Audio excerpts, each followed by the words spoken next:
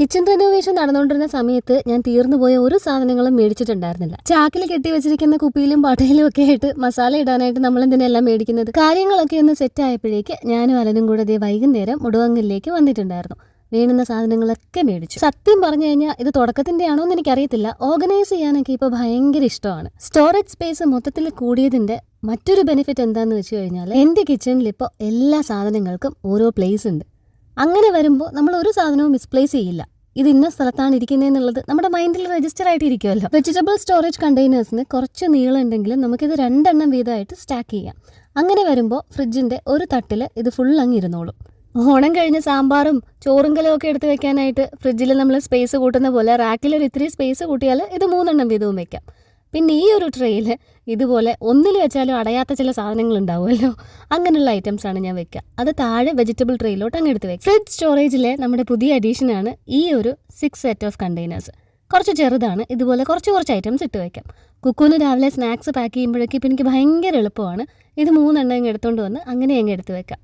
അമ്മ അവിടെ പുറത്ത് തിണ്ണയിലിരുന്ന് ഇതെല്ലാം എനിക്ക് ശരിയാക്കി തരുന്നുണ്ട് കേട്ടോ. ഞാൻ ഓരോന്ന് വീതം വെക്കുന്നതനുസരിച്ച് ഇത് അത്യാവശ്യത്തിന് സ്പേഷ്യസ് ആണ്. പിന്നെ ഇതുപോലെ 3 എണ്ണം വെച്ച് സ്റ്റാക്ക് ചെയ്ത് ഫ്രിഡ്ജിൽ നീളം വളരെ കുറവായിട്ടുള്ള റാക്കിലേക്ക് എടുത്തു വെക്കാം.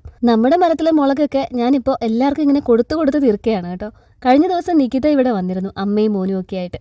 അവർക്കും ഞാൻ കൊടുത്തു വിട്ടു ഒരു പൊതി നിറച്ച് മുളക്. പക്ഷെ ആ ചെറിയ കാന്താരി ഇവിടെ ഇല്ലല്ലോ, അത് അമ്മ ഇപ്പൊ ഇവിടുന്ന് കൊണ്ടുവന്നതാണ്. എന്തായാലും അതും അങ്ങ് ഫ്രിഡ്ജിലേക്ക് ആക്കിയിട്ടുണ്ട്. കുക്കുവിന്റെ സ്നാക്സ് ബോക്സിലേക്കുള്ള ഐറ്റംസ് ഫുള്ള് കഴിഞ്ഞിരിക്കുകയായിരുന്നു. ഇവിടെ പണി നടന്നുകൊണ്ടിരുന്ന ടൈമിൽ ഞങ്ങൾ സ്കൂളിലേക്ക് ഇറങ്ങുമ്പോൾ കടയിൽ നിന്ന് ഒരു പാക്കറ്റ് ബിസ്ക്കറ്റോ ഇത്തിരി മുറുക്കോ അങ്ങനെ എന്തെങ്കിലും മേടിക്കാറായിരുന്നു പതിവ്. നട്ട്സിന്റെ കണ്ടെയ്നർ ഗ്ലാസ് ആണ്, വുഡൻ ലിഡ് ആയിട്ട് അത് എയർ ടൈറ്റ് ആയിട്ട് തന്നെ ഇരുന്നോളും. നട്ട്സിന്റെ അകത്ത് ഉറുമ്പും കയറത്തില്ല, ഈർപ്പവും കയറില്ല. അതുപോലെ തന്നെയാണ് ഈ 2 ബോട്ടിൽസും.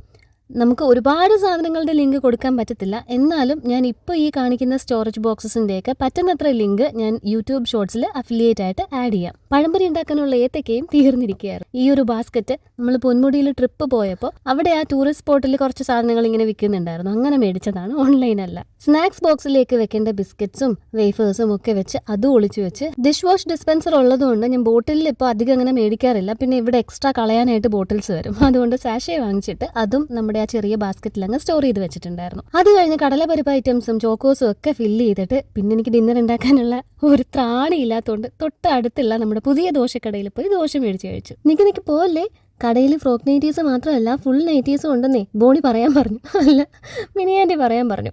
ഈ വാട്സാപ്പ് നമ്പറിൽ വിളിച്ചാലേ ഇഷ്ടമുള്ള ക്ലോത്ത് ചൂസ് ചെയ്യാം കേട്ടോ, മിനിയാൻറ്റി തയ്ച്ചു തന്നോളും.